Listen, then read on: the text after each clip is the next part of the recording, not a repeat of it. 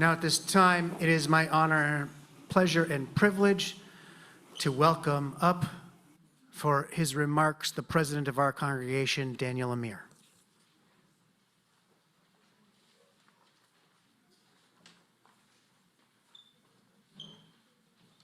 So I'm already happy because I have a yellow folder just like the rabbi. So great minds think alike here. So welcome. It's so great to see everybody here, and thank you for being here. So Shana Tova. The high holidays are not just days of prayer. They are days of reflection, of gathering as a community, and most importantly, finding the courage to live our values. In preparing for these days, I came across a true story from 50 years ago that I have never heard.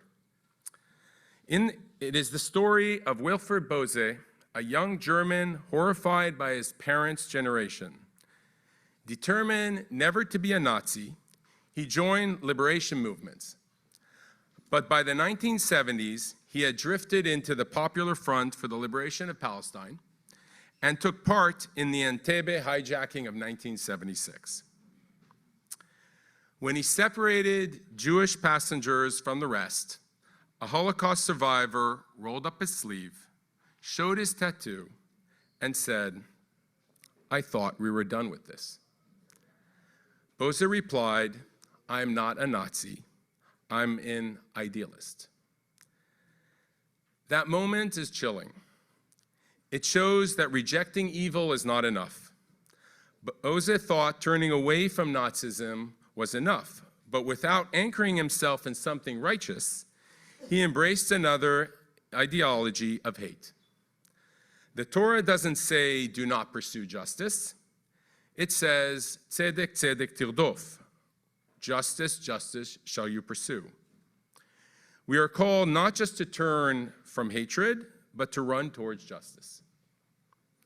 The survivor's words, "I thought we were done with this," remind us that hatred does not vanish with time. It waits for silence and indifference. Today at Kol Shofar, we need to ask ourselves, what is our justice and what do we truly stand for? If we stand for human dignity, we cannot stay silent in the face of anti-Semitism. If we stand for the safety of the Jewish people, we must speak out when Israel is singled out unfairly. If we stand for truth, we must confront lies and stereotypes wherever they appear. I am proud to say that in the past year, there have been many instances at Kol Shofar that we have lived up to those values. Since October 7th, anti-Semitism has erupted in many forms. On the far right, in conspiracy theories; on the far left, in the demonization of Israel as the world's singular evil; and in the quiet whispers we hear in schools, workplaces, and neighborhoods. We may not be able to eliminate hatred entirely, but we can refuse to be silent. We fight back by living proudly as Jews, by lighting Shabbat candles, sending our children to Jewish schools, speaking out against injustice, and building alliance with others who share our values. And even in this struggle, there are moments of light. One example is the recent passage of California law AB 715, if you're following it, by the State Assembly, a bill that strengthens educational equity and combats anti-Semitism in K through 12 schools. It passed thanks to the efforts of both Jews and non-Jews working together across the state. I also experienced a light recently while in Paris for work a few weeks ago. One night, on my way to dinner with an Israeli friend, I passed a group of young Arab French teens shouting slogans, which made me a bit uneasy about speaking Hebrew in public. Throughout the meal, our waiter seemed distant, and we assumed it was because he recognized our language. But at the end of the evening, when he finally asked what language we were speaking, I replied without hesitation, Hebrew. We are from Israel. His face immediately lit up. He smiled, embraced me, and as a proud French Jew said, Baruch Hashem, Am Yisrael Chai. In that moment, I was reminded that even in Europe's current darkness against Jews in Israel, light shines through, and with that, some hope. We stand proudly for our beliefs and values. As Pirkei Avot teaches, in a place where there are no men, strive to be a man. In times of fear and hostility, we must be the voice, the presence, the testimony that hatred cannot be silenced. Becoming a better person means rooting our lives not in avoidance, but in affirmation. That is what our rabbi teaches us. This is what we strive to do at Kol Shofar. This is not an easy task. And when the front cover of The Economist last week, if you saw, says, "How is Israel losing America?" and the article is referring to a recent Economist poll saying that 53% of adults in America have a negative view on Israel. So, what do we do? Well, I can say the following. Israel is not a perfect place. And this Israeli government is far from representing my views. But I do urge you one thing. Despite the pictures you see, despite the articles you read, despite the messages and pressures from the other side, you need to stand as a proud Jew and support the Israeli people. And believe, as I do, that despite the feeling that it's us against the world at the moment, time will show that we are on the right side of history. By standing for justice and truth, we ensure that we never drift into the shadows of hatred, but instead walk steadily towards the light, supporting the Jewish people and Jewish life in the Bay Area and beyond. In order for us to succeed, we need a strong community and a positive mindset. At the heart of Jewish life is not only the individual soul, but the sacred community of Keilah Kedosha. Kol Nidrei underlies this: our sins, our vows, our returns. And the Torah reminds us in Exodus, "And they shall make me a sanctuary, and I will dwell among them." For me, this congregation has been that sanctuary, a place where my family and I have prayed, learned, grieved, and celebrated together. This past year showed a thriving community looks like, from scholar-in-residence programs to musical Shabbats to bar mitzvahs, from men's club, Rosh Chodesh gatherings, softball games, and Hebrew school.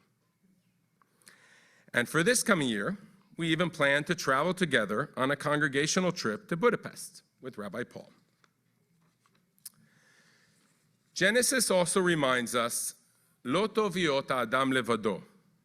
It is not good for a person to be alone. Judaism is lived in a community. It is in synagogue that we hear Torah, say Kaddish, surrounded by voices of comfort, do a minyan, and lift our prayers together. This synagogue has been our anchor, a place to support Israel, to fight anti-Semitism, to raise our children Jewish, and to give back. Every person who walks through these doors should feel seen, valued, and loved. This is our mission, not only to pray, but to care for one another and to turn values into action. So, I encourage you to invest in our success and be a part of the greater good. Answer my friend Andrew's pledge in Rosh Hashanah and volunteer to participate in a minyan. Organize a social gathering. Make a call to someone in need. Volunteer to be a greeter. There are so many ways, big and small, to be involved here. This leads me to my last point. So last year, I asked everyone to support and requested 100% participation in our High Holiday campaign. We eventually achieved 37%, which means that I was probably not persuasive enough. So, on the heels of my friend Bernard's appeal in Rosh Hashanah, I'm going to try again this year and hope of a better result.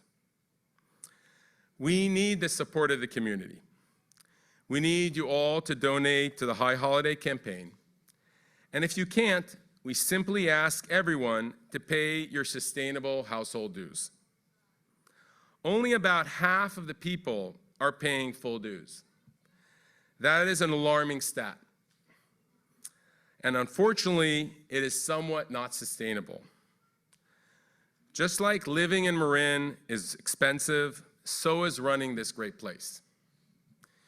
Engaging our shul comes at a cost, and if you care about this place, this community, and Jewish life, we do need your help. The Talmud says tzedakah is equivalent to all other commandments combined. Why? Because when we give, we affirm that we are part of something larger than ourselves. Giving back means supporting our synagogue so that we may continue to be a house of prayer, a house of learning, and a house of community. It means ensuring that Jewish life thrives, that education flourishes, that our elderly are cared for, and our children are inspired. So all I can say is this: this community is ours. Every member, every committee, every learning opportunity, every service, it's ours. And we're all in this together. Thank you in advance for your giving. To close, as we enter this new year, may Israel know peace and security. May anti-Semitism be met with courage and resilience. May our giving bring light to others and fulfillment to ourselves. And may we, as a congregation, embody the words of the prophet Isaiah. V'natati lehem beveiti ubechomotai yad vashem. I will give them in my house and within my walls a monument and a name. May our community be a house of memory and justice and of peace, where all who enter find blessing. Shana tova umetuka, gmar chatima tova. May this year be one of hope and happiness. Thank you.